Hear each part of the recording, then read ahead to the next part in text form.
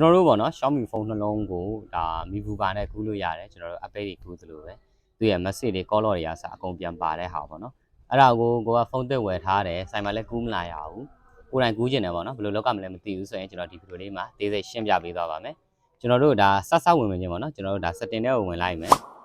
Mivuba ဆိုတာလေးကိုကျွန်တော်ဒီမှာရိုက်ရှာလိုက်ပါမယ်အဲဒီမှာ Mivuba လေးကိုကျွန်တော်တစ်ချက်နှိပ်လိုက်မယ်ပေါ့နော်ဒီမှာဒါ agree လုပ်ပေးပြီးတော့ဒါဆိုရင်ဒါကျွန်တော်တို့တစ်လုံးရပြီနောက်ထပ်တစ်လုံးမှလည်းကျွန်တော်အဲ့လိုပဲ Mivuba လို့ရိုက်ရှာမယ်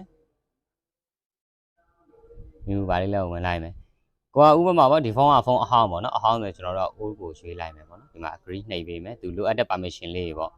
permission လေးတွေကိုကျွန်တော်တို့ဖွင့်ပေးရမှာပေါ့နော် allow all the time ကိုပဲကျွန်တော်တို့ပြီးလိုက်ပါတယ်ဘာလို့လဲဆိုတော့ဒါ Xiaomi ရဲ့ official software ဖြစ်တဲ့အတွက် spam ဘာညာဖြစ်မှလည်းကြောက်စရာမလိုဘူးပေါ့နော်ဒီကောင်လေးကတော့ဖုန်းအစ်စ်လေးပေါ့ဖုန်းအစ်စ်လေးဆိုတော့ကျွန်တော် new ကိုနှိပ်မယ်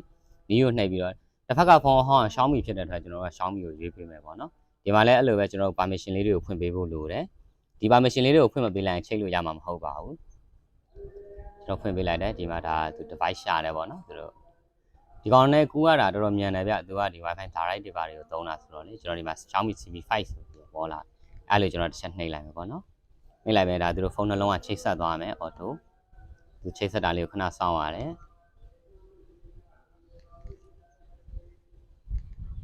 အဲဒီမှာတော့ဘာတွေကိုကူးမှလဲရွေးချယ်လို့ရတယ်ဒါဆိုဒါ system app နဲ့ data ပေါ့ဒါတပ်ပါဒီ app တွေနဲ့ data ဒါကကျွန်တော်ဒီဖုန်းအဟောင်းကကျွန်တော်ဥပမာပြတာဖြစ်လို့ data အသိမများဘူးအဲ့မှာကျွန်တော် niche ကိုနှိပ်လိုက်မယ်နှိပ်ပြီးတော့ဒါကသူကဒီ wifi ကိုမပိတ်ပါနဲ့ပေါ့နော်မပိတ်နဲ့ပြီးတော့ဒီဟိုပါပေါ့ဒါဖုန်းကိုကျွန်တော်တို့သုံးနေစဉ်အတွင်းမှာ screen ကိုပိတ်လို့မရဘူးပြီးတော့နည်းနည်းလေးပူနိုင်လဲဆိုတော့သူတတိပေးထားတာအဲ့မှာကျွန်တော် sense ကိုနှိပ်လိုက်ရင်ဒါဖုန်းနှလုံးကကူးသွားပြီပဲဖြစ်တယ်ဒီမှာကျွန်တော်တို့ကဒါ 100% ပြည့်သွားပြီပေါ့နော် transfer ဒီဖုန်းအဟောင်းဘက်မှာပြည့်သွားပြီလို့ပေါ်လာခဲ့ရင်ဒီဖုန်းအသစ်ဘက်မှာသူကနောက်တစ်ခေါက်ပြန်ပြီးတော့ restore ပြန်လုပ်ပါတယ် app တွေကို upgrade လုပ်တာပဲဖြစ်ဖြစ်နေရာပြန်ချတာပဲဖြစ်ဖြစ်ပေါ့သူရဲ့ photo တွေ data တွေအကုန်လုံးကကျွန်တော်တို့ဖုန်းအဟောင်းမှာတုံးခဲ့တဲ့အတိုင်းအကုန်ပြန်ရပါတယ်အားလုံးကိုကျေးဇူးတင်ပါတယ်ခင်ဗျ